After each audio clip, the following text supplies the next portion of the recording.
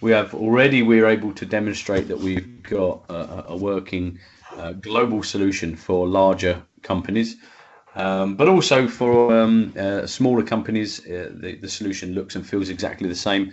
It's just as easy to install and set up. So I'll start at the top and then work my way across. We have some options here. This is the main dashboard view, as I said, where we have our list of all of our machines. And above here we have some filtering tools. So if I just filter some machines that are more familiar to me here in Telford, for example, okay, we can see that currently we've got 2 machines are offline. They're not connected to the cloud. Okay, we've got 2 machines that are idle, okay, and 1 machine that's in an emergency state. And if a machine would be running, we would expect to see a green line down here. So we have like a traffic light chart, like a red, amber, green status of each machine. We can filter through plant locations within plants by model number, as you can see, or controller type and controller model here. There's a few different ways we can look at views here. So we could expand this screen. So if we've got lots and lots of assets and we just want to overview, we can expand this or shrink it or dock it into its docked view.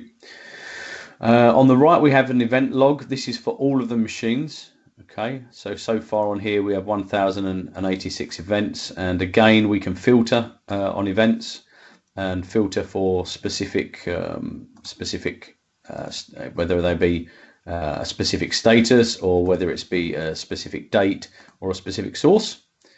Okay, we'll talk about these 3 different separate connections shortly when we start looking at the customer that you had in mind. Below that we have the dashboard for the machine status. So here we've got asset utilization, run and not run, or cumulative by time. So we get a slightly different graphic and some slightly different information when we select these different options here. And excuse me.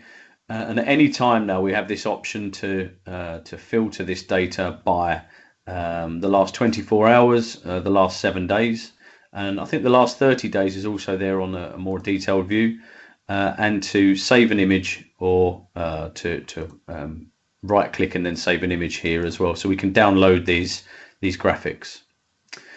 Over on the right we have our effectiveness view. So this is going to give us our overall availability or OEE of each specific machine. Again, we can hide and show these windows, so this view is customizable. Seems to be going a little slow here today, so bear with me. For some reason it's slow, but again we can see we can edit these views and these layouts to suit ourselves. Let's look into a machine in a little bit more detail. So let's filter by Telford. Okay, let's look at this global S. So now you can see that already the event log has filtered to these specific machines, and as has the utilization data down here. Okay, and again we got the last 24 hours, 7 days, and 30 days was there. It appears to have been removed for now. So I just select the machine, and this gives me a more detailed view of the individual asset. So we already see that we're in a red state, and this is through a vibration critical report on our pulse sensors that are on the machine. I'll just go back. Actually, you may notice not all of the machines have got the pulse sensors. Okay, it's not a requirement. It's ideal, but it's not an absolute requirement to have pulse sensors on the machine. So down here we have the same. We have utilization options here, and similarly again 7 days, 30 days, or the last 24 hours, and we have the option to look at the pulse detail as well. So I'll just let that load and show you guys. So our vibration warning here is the one that we probably want to focus on if we were using this as a real customer. So I just select that, and then we can see what the event was, when the event was. It's going quite slow today. It's normally a little bit quicker than that. That could be my end. Okay, we're able to scroll in, scroll out. I think probably air pressure is a good one to show over the last maybe the last 7 days or something, so you can see some real data on there where we in the Telford showroom at least we switch the air off every night, so you'll be able to see that the air's gone on and off, on and off, on and off. Okay, again we can zoom in and create more detail and save images relevant to whatever selection we've chosen here, whatever we're looking for. From here we can also set up our notifications. I'll talk about that in a little while. First of all, let's look into creating a full system report.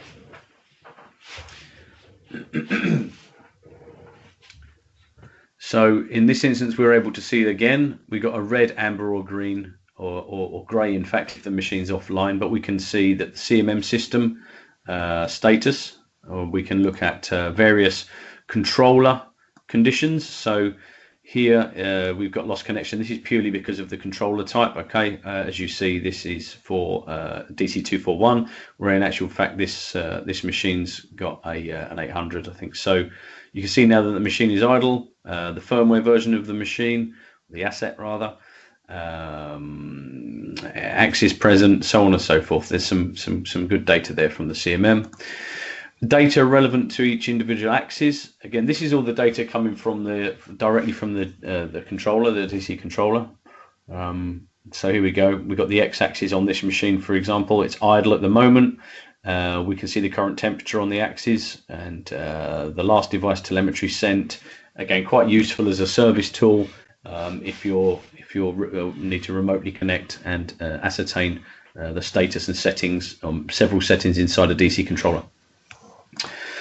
We can also see the software and the status of the software. Here we would ideally see what program is running with the program name and the length of time that it's been executing. The CMM sensors, again, in general, these are controller sensors, and then environmental sensors is our pulse sensors.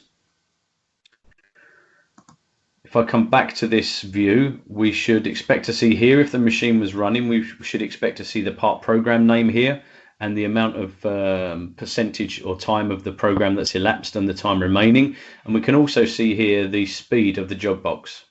So if this is in real time, so if the jog box was turned down to 50%, the manager of the department would be able to see that the machine isn't running at its full capacity. Let's look at some of our options now that we have. Preferences are very limited at the moment. It's just a language setup, so I don't need to go into there. Notifications are very good, very easy to set up. So let's say, for example, I wanted to add a notification. This is like an email notification, which I can show you an example of actually. You would select the source of that notification, so whether it comes from the controller, the pulse sensors, or the PCDMIS measurement routine.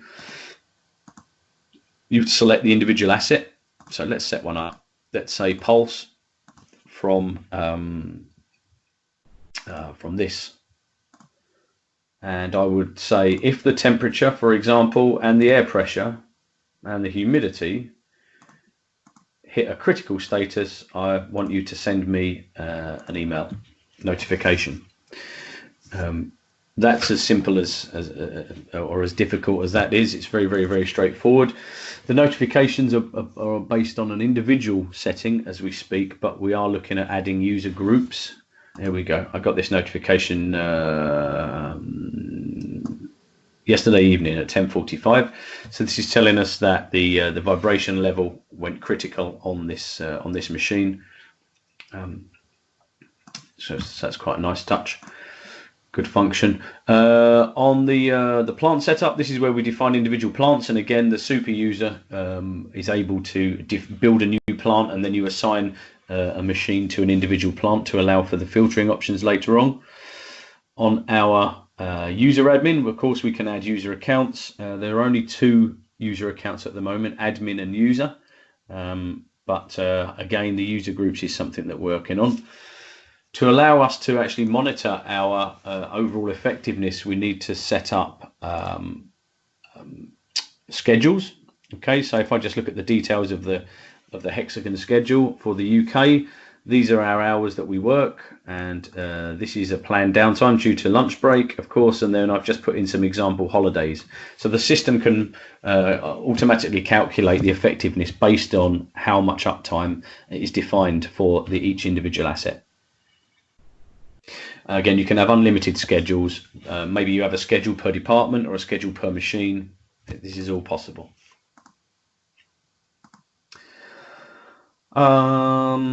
There's a nice solution tool there. When you first log in, you guys will see that anyway. And then I guess finally the downloads page. So this is the SFx connector that we use to connect the machines.